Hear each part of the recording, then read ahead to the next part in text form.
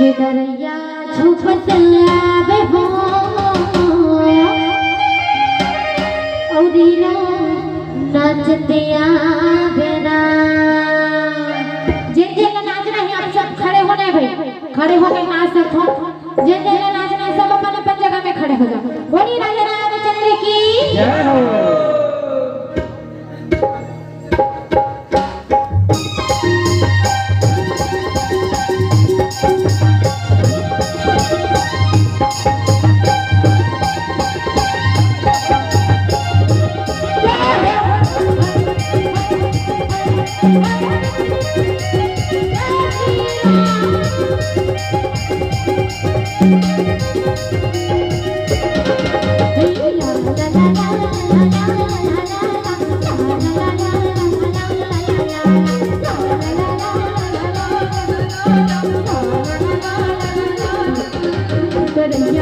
Yeah.